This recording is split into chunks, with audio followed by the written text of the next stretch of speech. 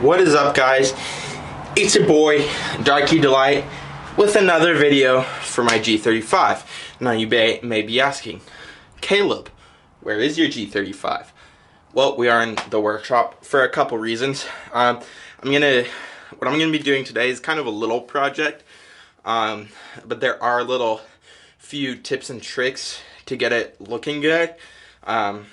So I'm gonna go over those, but what we are gonna be doing is Plasti dipping my grill to get that matte black.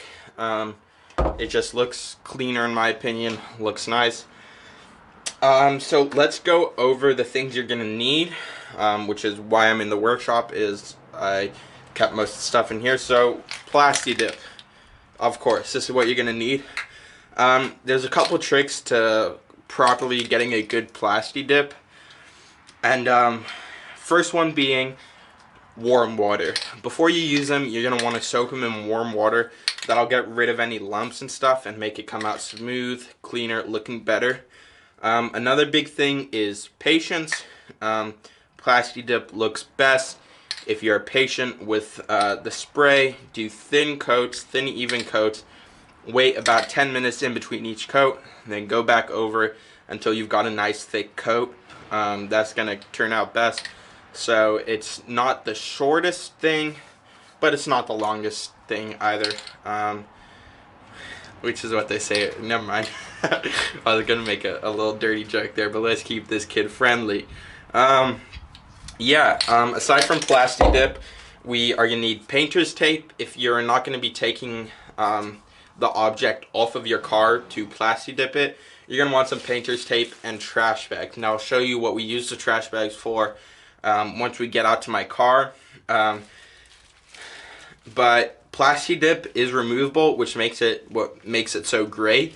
However, if you do get it on surfaces that aren't where you want it, you have to clean it off. Furthermore, it does not come off as easily if it's in thin coats. It only comes off easily in thick coats, which you're not going to have around the surface your Plasti dip. You're going to have overspray, which is a lot harder to get off. So if you're not removing the object from your car, I would recommend using these two. It's not the end of the world if it gets on your car. It will scrub off just with a wet cloth, or maybe Gooby Gone or something like that. Should come off pretty easily. But this is just going to make it cleaner, less cleanup time, make the overall job faster. I've recorded this intro like 3 times now because I didn't have a card in my camera, which is why I'm going so quick. And I apologize, I should probably slow down, but I want to get Plasti dipping. And I think that's it. Obviously, not too many tools. Depending on the area you want to Plasti dip, you're going to need more or less cans. Probably only going to need this one, but I have like half a can here, just in case. I actually, a couple years back, Plasti dipped, my friends and I Plasti dipped his whole car, matte black. It looked awful, but it was a lot of fun. We went through like 10 cans to do it. Obviously, you're only probably going to need one for badges and that type of stuff. But just in case, I do have 2. So, yeah. Let's get out to the G. So here we are out at my G. As you can see there, I've got a tow strap on it. I just added that. Right now, because I don't have a bolt that's big enough to screw into the normal tow hitch, I'm using the actual tow hitch and the tow strap is around it. So I have 2 tow things, but that's okay. It's not that noticeable. But yeah, let's get to this. I'm gonna get everything taped off. We're gonna lift the trunk up. This is what I am gonna be Plasti dipping. I'm gonna tape this off and leave that silver, just because I think that'll be a nice contrast against the matte black.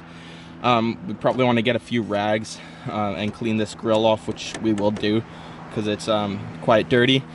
But without further ado, let's get to it. We're gonna pop the trunk so we don't get any plastic. We don't have to worry about taping that off.